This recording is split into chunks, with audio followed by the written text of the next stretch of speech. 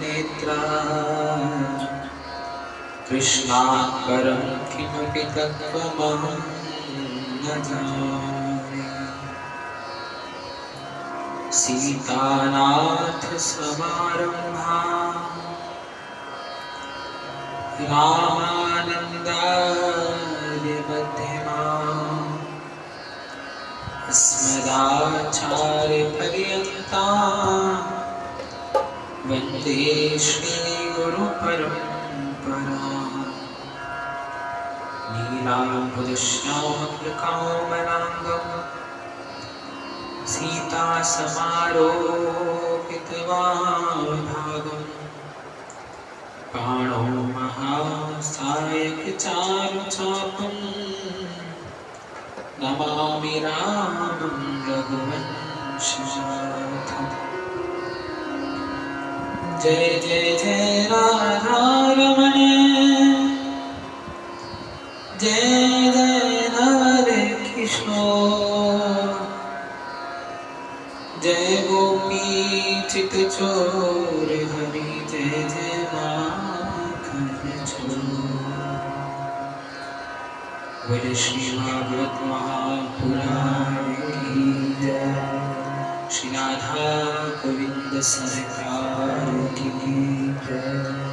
जय जय श्री राधे, जय जय श्री राधे, जय जय श्री राधे श्याम।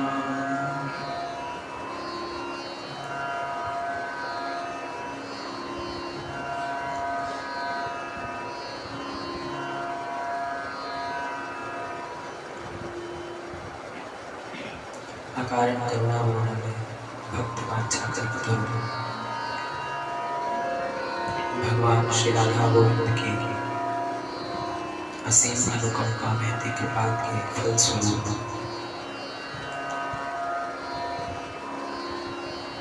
हम सब इस भागवत सत्संग को श्रवण करने के लिए एकत्रित हुए हैं। अनेक जन्मों के पुण्यों का उदय भगवत कृपा से जब होता है, तब हमारे जीवन में भगवत चर्चा और भगवत सत्संग का प्रवेश होता है। अन्यथा न जाने कितने लोग ऐसे हैं जो नित्य भगवान की शरण में जाने का संकल्प लेते हैं और नित्य उनके संकल्प बनते हैं, बिगड़ते हैं। क्यों? क्योंकि भगवत कृपा नहीं है।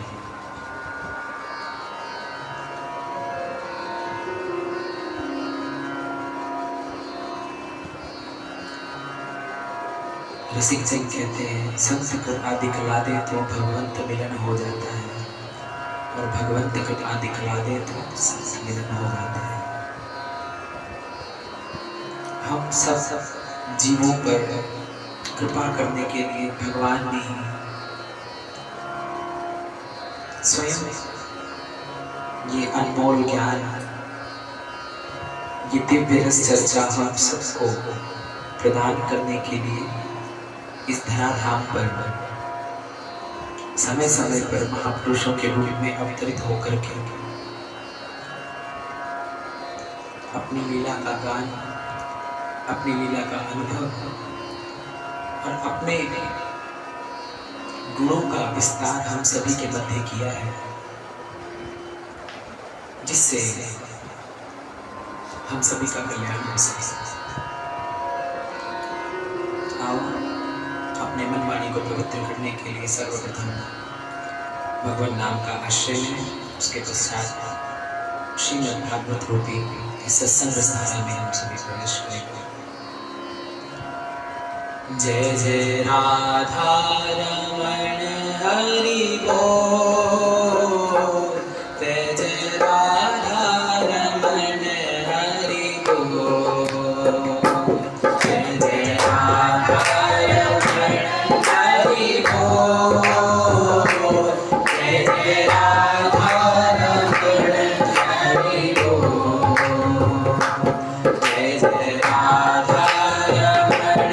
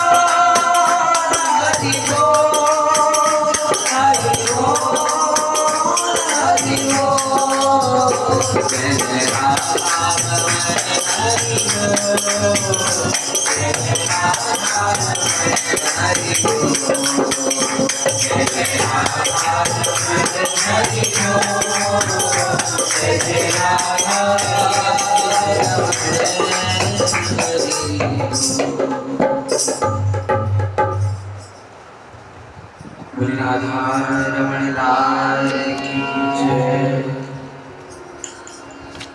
श्री राधा गोविंद सरकार की। हम सभी भागवत चर्चा में प्रवेश करें तो भागवत श्रवण करने से पूर्व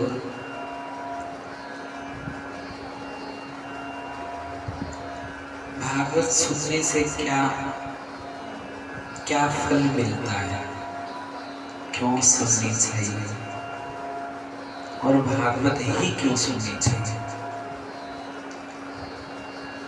तो संत जन बताते हैं भागवत को श्रवण करने से हमें हमारे हृदय में परमानंद स्वरूप भगवान कृष्णचंद्र की अनुभूति होने लगती है। श्रीमद् भागवत श्रवण करने से हमारे जीवन में भक्ति ज्ञान वैराग्य उत्पन्न होता है और सबसे बड़ा जो कारण है भागवत जी को श्रवण करने का, भागवत श्रवण करने से हमारी व्यथाओं का नाश होता है। व्यथा का मतलब ये नहीं कि हमारे जो दुख है वो पूर्ण रूप से खत्म हो जाएंगे। व्यथा का मतलब हमारे मन की जो अशांति है, भगवत प्राप्ति में, भगवान के भजन करने में जो हमारे मन की जो अस्थिरता है उसका नाश होता है भागवत जी को श्रवण करने से।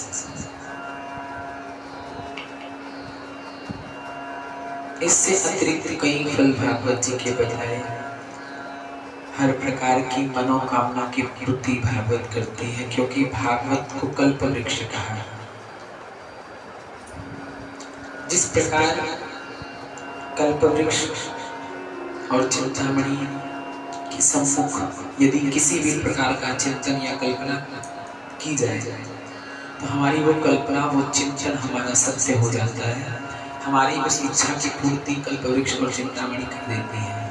उसी प्रकार श्रीमद् भागवत महापुराण एक ऐसा कल्प वृक्ष है जो साक्षात प्रभु की वांगमयी प्रतिमूर्ति है। स्वयं भगवान ही ग्रंथ रूप में हमारे कल्याण के लिए विराजमान हुए हैं और हमारी समस्त मनोकामनाओं की पूर्ति करते हैं, जिसमें पितृमोक्ष, क्लेशों का हरण, आनंद का की प्राप्ति और भगवान की भक्ति की प्राप्ति, भगवान के स्वरूप का अनुभव होना और भगवान श्री कृष्णचंद्र के चरण कमलों की प्रेम भरी, भाव भरी, निष्किंचन, निष्कपट, निष्काम भक्ति हमारे जीवन में प्रकट होती है श्रीमद् भागवत के श्रवण करने से। भागवत जी में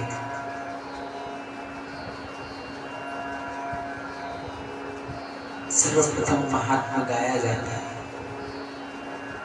भागवत जी की महिमा गाई जाती है।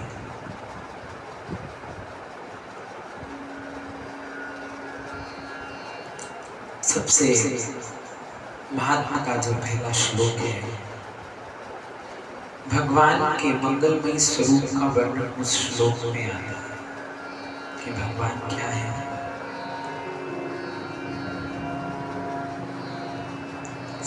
सच्चिदानंद रूपाय विश्वेत्पत्त्यादि हेतवे सच्चिदानंद रूपाय विश्वोत्पत्त्यादि हेतवे तापत्रय विनाशाय श्री कृष्णाय वयं नमः। भगवान क्या है कि तत्वों से मिलकर के भगवान की सत्ता बनी है, सत चित और आनंद। अच्छा, कैसे पता चले कि ग्रंथ के अंदर भगवान की ही बात हो रही है, परमेश्वर की बात हो रही है, उसी निराकार ब्रह्म की बात हो रही है जो समय समय पर भक्तों के भाव से साकार होकर प्रकट होकर के लीला करता है। कैसे पता चले कि जिस साकार स्वरूप की बात हो रही है वही वो निराकार परमात्मा है। तो जहां पर किसी भी चर्चा में ओम, तत् और सत इन तीन शब्दों का उच्चारण आए, परमात्मा की कोई चर्चा हो रही हो और इन तीन शब्दों का वहां पर उच्चारण आ जाए, ओम का, तत् का और सत का, तो सीधा सीधा संबंध यही है कि यहाँ पर साक्षात परमात्मा की बात हो रही है। यहाँ सत सर्वप्रथम भगवान का स्वरूप बताया, सत जो सत्य है, जो ब्रह्मांड, ये सृष्टि जब नहीं थी वो तब भी था, जब सृष्टि नहीं रहेगी वो तब भी रहेगा, जिसके अंदर किसी भी प्रकार के दोष का प्रवेश ही नहीं है। इसीलिए भगवान को सत घन भी कहा। घन कहते हैं हथौड़े को, घन कहते हैं हथौड़े को। अब आप देखो, क्या हथौड़े के अंदर किसी भी प्रकार का कोई कण प्रवेश कर सकता है? इतना ठोस होता है, यदि आप उससे किसी नुकीली वस्तु पर प्रहार करें, कील पर प्रहार करें तो वो कील धस जाती है, लेकिन हथौड़े को कोई असर नहीं होता।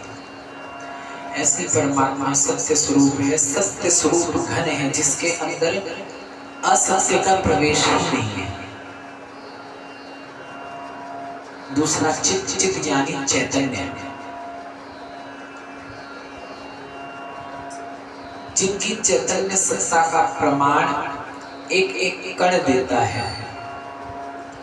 अब जब सत और चित से जुड़ जाएं, सत और चैतन्य से जुड़ जाएं, तो हमें प्राप्ति होती है आनंद की।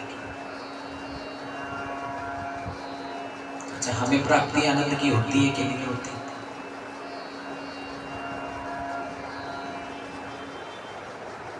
हमें आनंद की प्राप्ति नहीं होती, हमें सुख की प्राप्ति होती है। क्योंकि यदि आनंद की प्राप्ति होती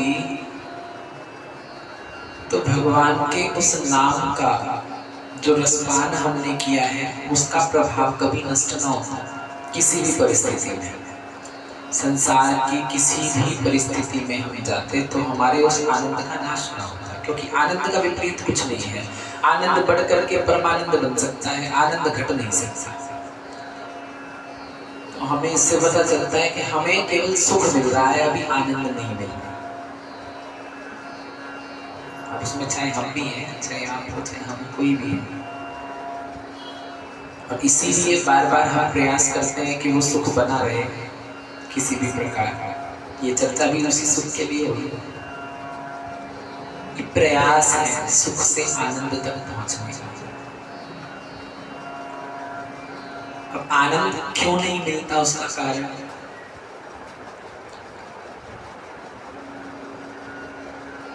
भक्ति में विघ्न कैसे उत्पन्न होता है, क्या कारण है?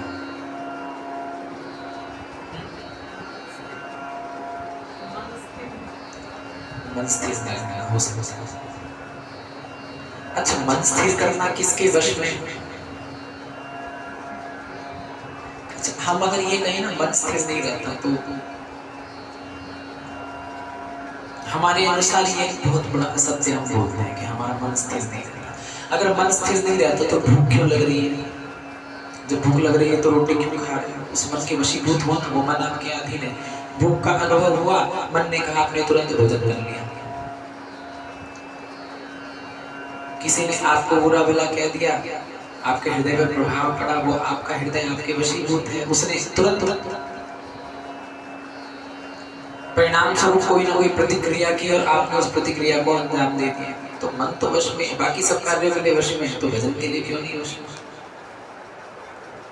इसलिए वश में नहीं, क्योंकि जो जो वस्तु पकड़ाई है वही तो मन पकड़ेगा। भक्ति को पकड़ाने का प्रयास कभी किया नहीं, अब नया नया एकदम से पकड़ाना शुरू करो तो फिर वो मन को जिसकी पुरानी आदत पड़ी हुई है तो वही पकड़ने को शीघ्र तैयार होता है। इसीलिए कहते हैं ना, कोटि जन्म मुनि जतन कराही अंत राम कहीं आवत नहीं। क्यों?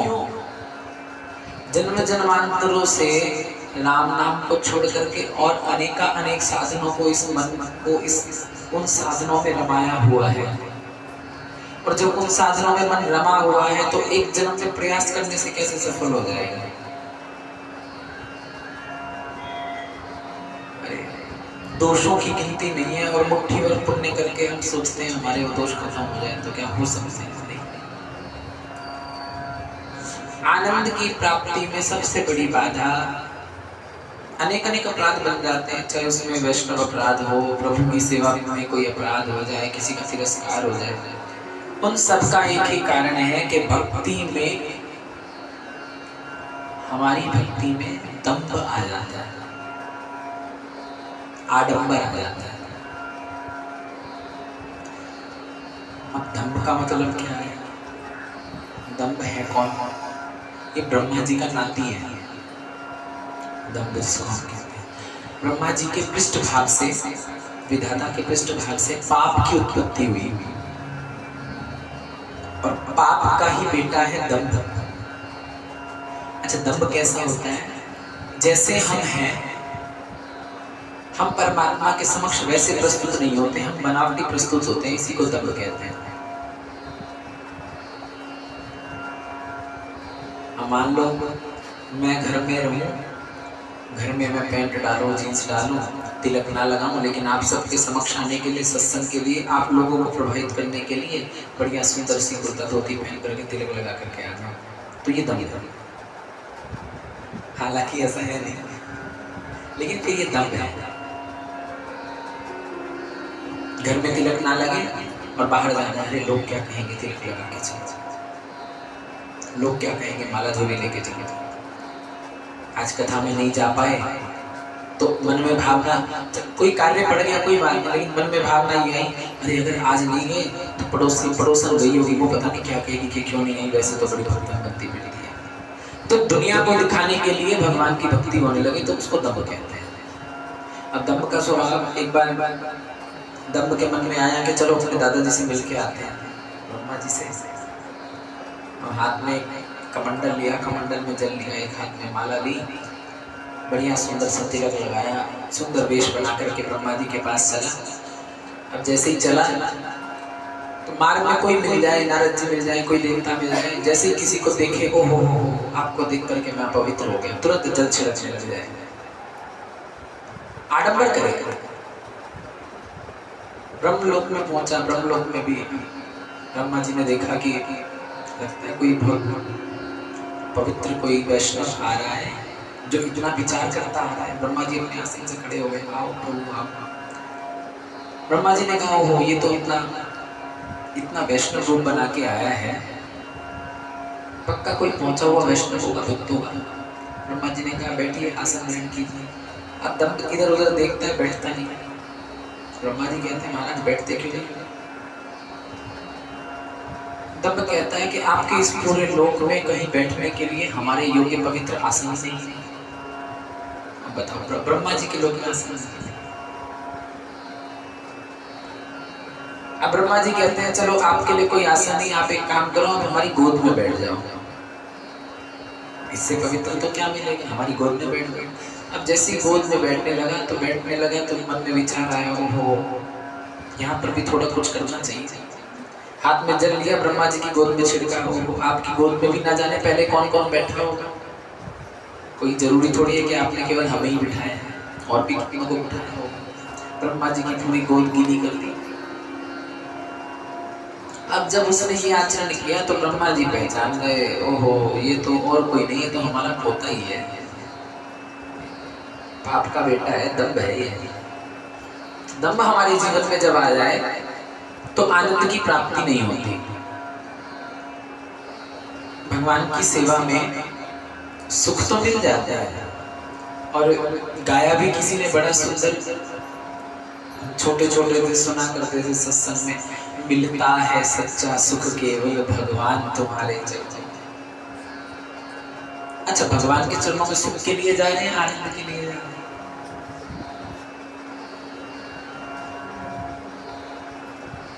आनंद के लिए जा रहे हैं। अब ये पंक्ति यहाँ पर सही है कि गलत है? हो सकता है जिसने लिखी उसको सुख की प्राप्ति भी ना हो रही हो, तो उसने सुख के लिए। सच्चा तो केवल आनंद होता है, सुख कभी सच्चा नहीं होता, क्योंकि सुख एक ना एक दिन दुख में परिवर्तित तो हो ही जाएगा। जैसे भोर और सांझ एक दूसरे से जुड़े हुए हैं, यदि भोर हुई है तो थोड़े समय बाद सांझ भी होगी ही। इसी प्रकार जीवन में यदि सुख आया तो एक समय में दुख जरूर आएगा। आनंद की परिस्थिति क्या है? सुख और दुख दोनों परिस्थितियों में जब मन एक समान रहने लगे तो वो आनंद की परिस्थिति है।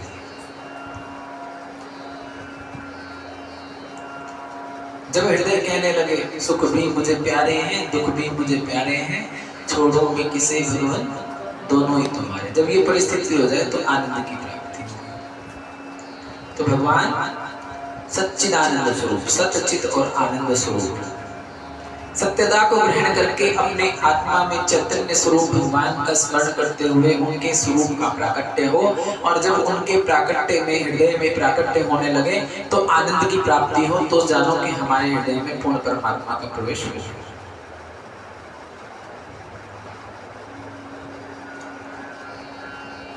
सच्चिदानंद रूपाय विश्वोत्पत्त्यादि हेतवे, ये तो स्वरूप हो गया। अब उनका काम क्या है? वो परमात्मा क्या करता है? क्या करता है भावी काम? मैंने अर्थ बताया था वैसे। इस इतनी सी पंक्ति में ही इसका उत्तर है, विश्वोत्पत्त्यादि हेतवे। विश्व को उत्पत्ति यानी विश्व को उत्पन्न करता है वो परमात्मा स्वयं से ही इस समस्त ब्रह्मांड के चराचर जीव जंतुओं वस्तुओं प्रकृति को उत्पन्न करता है, फिर उसका पालन करता है,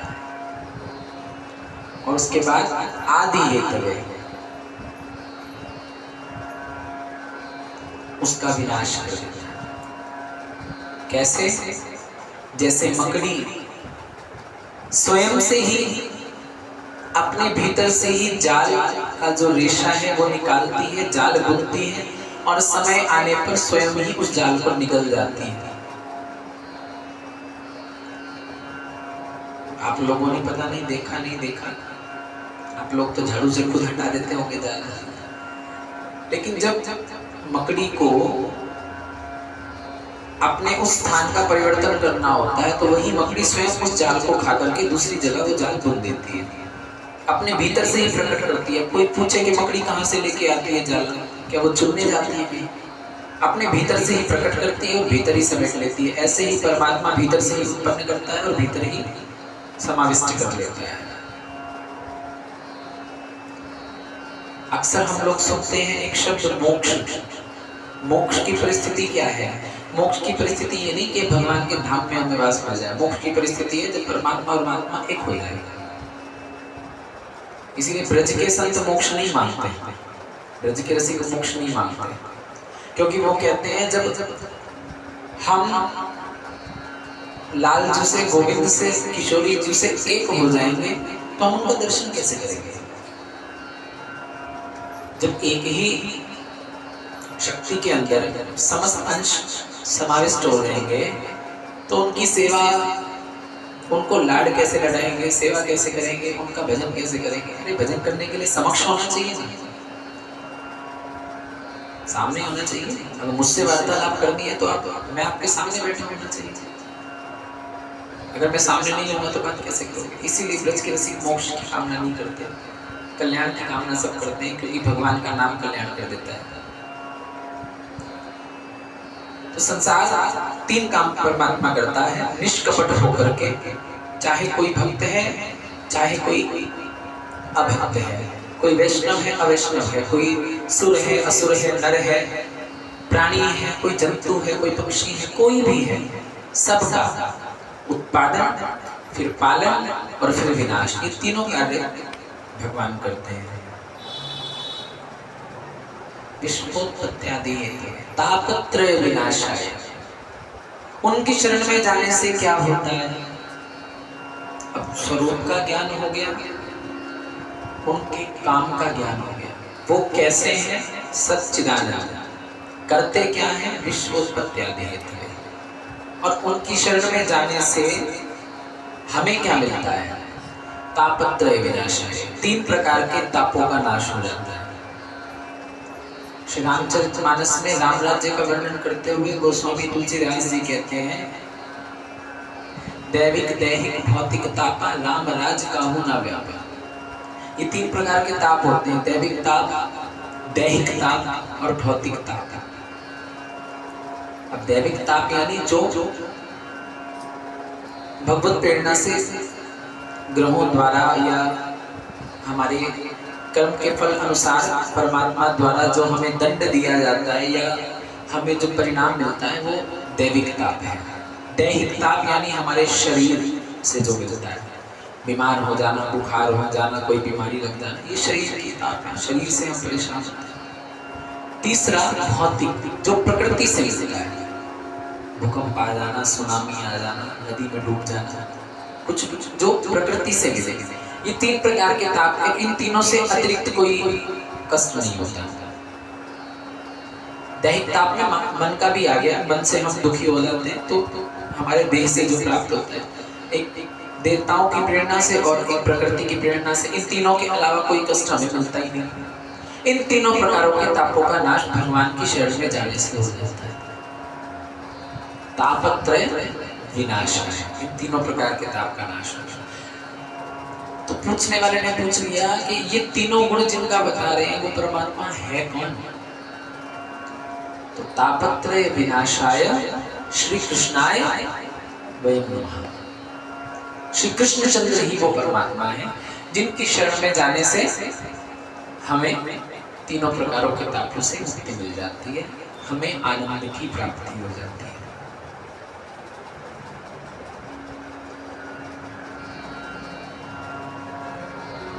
ये भागवत प्रदान किसने की, भागवत है कैसे कि जिसकी हम चर्चा करने के लिए बैठे हैं, वो परमात्मा क्या प्रदान करता है?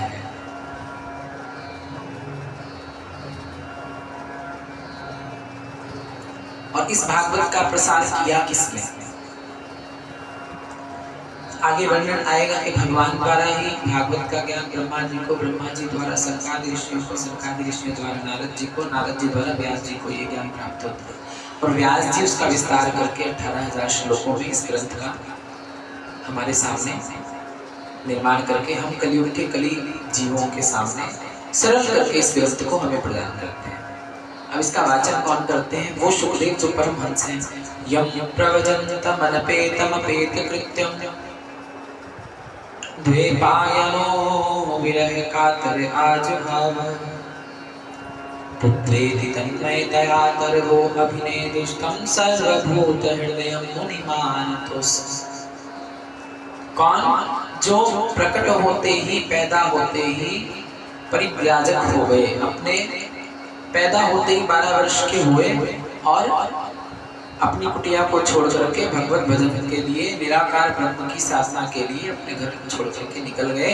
और पीछे पिता व्यास विरह से व्याकुल होकर के पुत्र पुत्र कहते जा रहे हैं, परंतु सुखदेव जी ने पलट करके नहीं देखा। मार्ग में कुछ स्त्रियां स्नान कर रही थी, तो सुखदेव जी निकल गए, स्नान करती रही। जैसे ही व्यास जी को आते देखा, तुरंत जल से भी बाहर आकर के वस्त्र अपने वस्त्र ओढ़ दिया। तो व्यास जी ने पूछ लिया कि अरे स्त्रियों, हमारा 12 वर्ष का जवान पुत्र तुम्हारे सामने से निकल गया, तब तुम्हें लज्जा नहीं आई, और हम बुजुर्ग, हम वृद्ध को देख करके तुम्हें लज्जा आ रही है? जो बात व्यास जी नहीं जान पाए, वो बात स्त्रियों ने बता दी कि व्यास जी, आपके जो पुत्र गए हैं वो परमहंस हैं, उनको तो ये भेद ही नहीं है कि कौन पुरुष है कौन स्त्री है, उनके लिए तो सब ब्रह्म समान है। स्त्री पुरुष का भेद उनके हृदय में नहीं है, इसलिए हमने लज्जा नहीं की। परंतु आपको तो भेद ज्ञान है, आपको तो ये भेद है कि कौन पुरुष है कौन स्त्री है, इसलिए हमने लज्जा की। ऐसे श्री सुखदेव जी महाराज जिनके मुखार विंद से ये श्रीमद् भागवत रूपी ज्ञान प्रवाहित हुआ और हम सभी को मिला।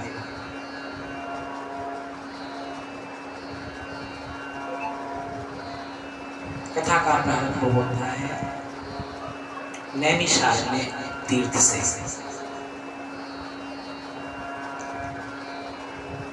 नैमिषारण्य की भूमि में शौनक आदि 88,000 ऋषि, जिन 88,000 ऋषियों में शौनक जी प्रधान श्रोता है। शौनक जी को उन 88,000 ऋषियों ने मिलकर के सबसे ज्ञानवान अपने मध्य से चुना शौनक जी महाराज को कि हम सभी के प्रतिनिधि स्वरूप आप इस ज्ञान को प्राप्त करें। आप देखेंगे जितने भी ग्रंथों का, जितने भी पुराणों का लेखन हुआ है, उन सब में शौनक जी और सूत जी के मध्य का ही संवाद है। समस्त ग्रंथों को, समस्त पुराणों का ज्ञान सूत जी ही शौनक जी को सुना रहे हैं, उनके माध्यम से हमें मिला है। चाहे आप सत्यनारायण की कथा सुनते हैं, उसमें भी नैमिषारण्य तीर्थ में सूत जी ही शौनक जी को सुना रहे हैं।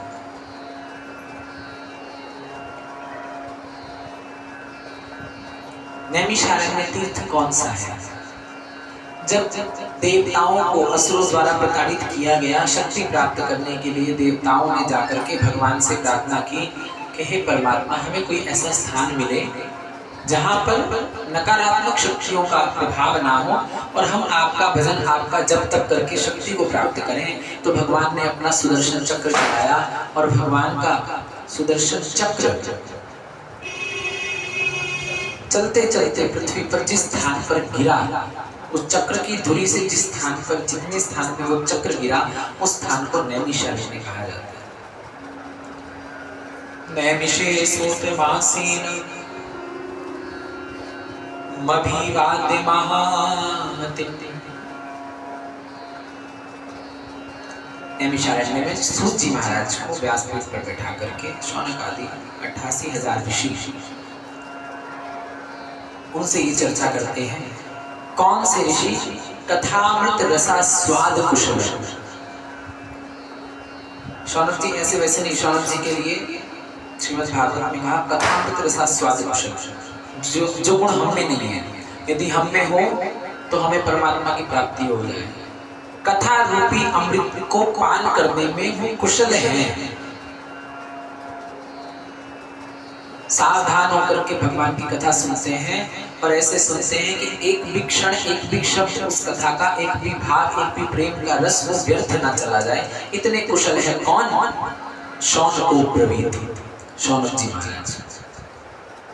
उनको 88,000 ऋषि प्रधान श्रोता बना करके और सूत जी को व्यासपीठ पर बिठा करके उनसे एक प्रश्न करते हैं। अज्ञान ध्वांत विध्वंस, अज्ञान ध्वांत विध्वंस, कोटि सोल समप्रभ, सूताख्याहि कथा सारं मम कर्ण रसायन।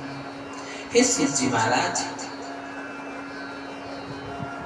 अज्ञान ध्वांत विध्वंस, अज्ञान रूपी ध्वांत यानी अंधकार, विध्वंस यानी नाश, अज्ञान रूपी अंधकार का नाश करने के लिए हे सूत जी महाराज, आपके पास करोड़ों सूर्यों के समान भगवान के कथा रूपी ज्ञान का जो प्रकाश है, आप उस प्रकाश को हमारे हृदय प्रकट कर डालकर उस अज्ञान रूपी अंधकार का विनाश करें। सूताख्याहि कथा सारं मम कर्ण रसायन। भगवान की वो कथा जिससे कली काल में जीवों का उद्धार हो सके, उस भगवत चर्चा का रसास्वादन हमें कराए। तो श्री सूत जी महाराज शौनक आदि ऋषियों को सारगर्भित भगवान की वो कथा सुनाने के लिए तत्पर होते हैं। परंतु संसार में जब कोई वस्तु, कीमती वस्तु किसी को प्रदान की जाए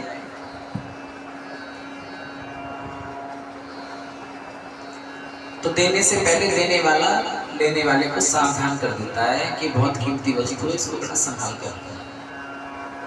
तो श्री सूत जी महाराज शौनक आदि ऋषियों को सावधान करते हैं कि सावधान तनया श्रवण, सावधानी पूर्वक सुनिए। क्या कि जिस ज्ञान को मैं आपको प्रदान करने जा रहा हूं, श्रीमद् भागवत रूपी ज्ञान, जो भगवान की प्राप्ति का पवित्र से भी पवित्रतम साधन है, सरल से भी सरलतम साधन है। चिंतामणि और कल्पवृक्ष, कल्पवृक्ष स्वर्ग में, चिंतामणि भी स्वर्ग में, इन दोनों का गुण है। कल्पवृक्ष के नीचे आप किसी भी प्रकार की कल्पना करें तो आपकी वो कल्पना की पूर्ति कर देता है। अगर आपने कल्पवृक्ष के नीचे कल्पना करी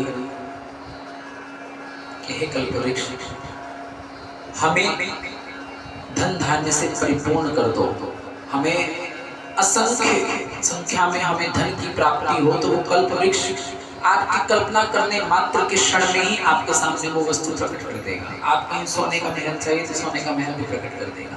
चिंतामणि के आगे आप चिंतन करें, केवल मन में विचार करें कि हमें वो वस्तु प्रदान हो जाए, चिंतामणि वो वस्तु आपको दे सकती है।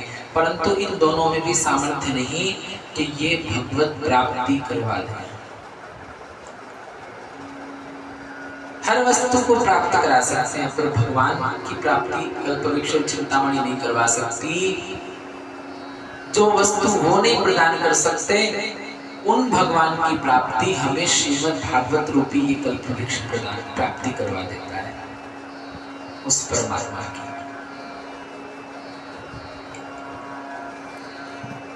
चिंतामणि लोक सुखम सुरद्रो स्वर्ग संपदा प्रयच्छति गुरु प्रीतो वैकुंठम योगी दुर्लभम। मैं आपको कल्पवृक्ष रूपी वो ज्ञान प्रदान करने जा रहा हूँ, जो योगियों को भी दुर्लभ है, जो वैकुंठ में बैठे हुए देवताओं को भी दुर्लभ है। तो शौनक आदि ऋषि संशय में पड़ जाते हैं, पूछते हैं, अच्छा महाराज, ऐसा कौन सा ज्ञान जो देवताओं को भी नहीं मिला?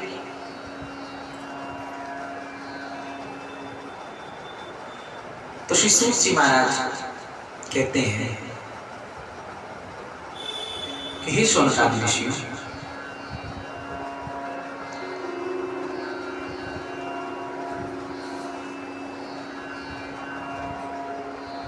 एक बार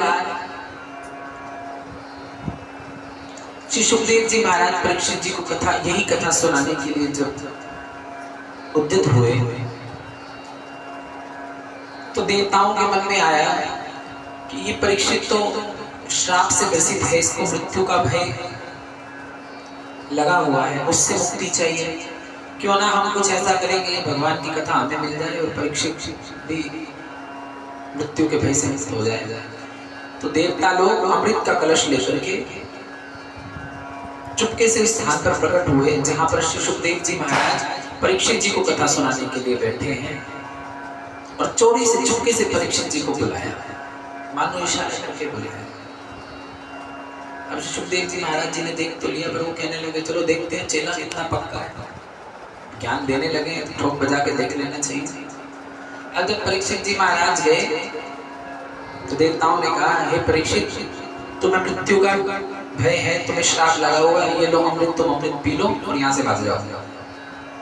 अमृत पियो, तुम और हो जाओगे, भाग जाओ, तुम्हारी मृत्यु नहीं होगी, ये कथा हम सुन लेंगे।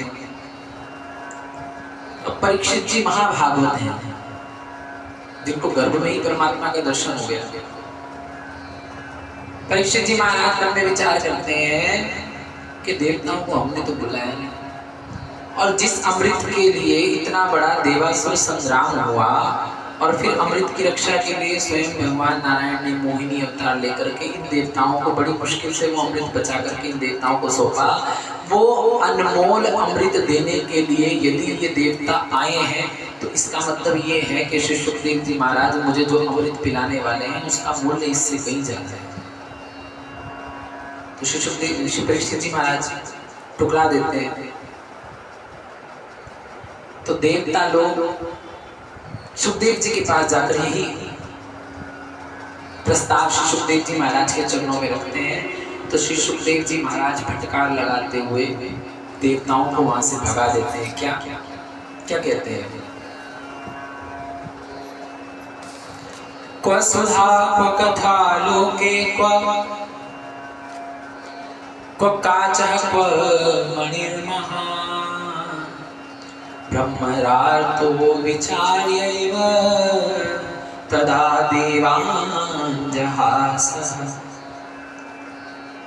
अरे देवताओं, कथा और अमृत का तुम मोल करने के लिए आए हो, सौदागर बन करके आए हो, लेकिन हम तो तुम्हें सौदागर भी नहीं कह सकते, तुम तो ठग बन के आए हो। सौदागर उसको कहते हैं कि कोई वस्तु यदि किसी से लेनी हो तो उस वस्तु की कीमत का ही उतने ही मूल्य का कोई वस्तु उसको प्रदान करके उससे वो वस्तु ले ली जाए तो सौदा माना जाए। अब तुम अनमोल मणि लेने आए हो और बदले में तुम कांच दे रहे हो। तुम्हारा अमृत तो कांच की तरह है और हमारी कथा मणि की तरह है। अब मणि और कांच का क्या मोल? जाओ, तुम्हारे लिए ये कथा नहीं है, कथा केवल भक्तों के लिए। श्री सुखदेव जी महाराज ने देवताओं को भी भगा दिया और उस समय जब देवता लोग वहां से गए तो ब्रह्मा जी से जाकर के शिकायत की। ब्रह्मा जी ने स्वर्ग में तराजू की तुला लगाया, तुला बद्ध की, एक तरफ समस्त ग्रंथों को रखा, एक तरफ भागवत को रखा, तो भागवत का पलड़ा भारी रहा, बाकी ग्रंथों का पलड़ा हल्का हो गया। तो स्वयं ब्रह्मा जी ने ये घोषणा की कि श्रीमद् भागवत महापुराण रूपी ये जो ज्ञान है ये समस्त ज्ञानों में सर्वोपरि है, क्योंकि ये भक्ति प्रदान करता है, ये ज्ञान और वैराग्य प्रदान करता है। राज्ञो मोक्षं तथा वीक्ष्य पुराधातापि विस्मितः सत्यलोके तुलाबद्ध पातो लय साधनान्यजः। तो परीक्षित का मोक्ष देखा तो ब्रह्मा जी ने तराजू लगा करके, और जब तराजू लगाई तो बाद में घोषणा की कि भागवत का ज्ञान सर्वोपरि है। श्री सुख जी महाराज कहते हैं वही ज्ञान मैं आपको सुनाता हूँ, वही कथा मैं आपको श्रवण करवाता हूँ।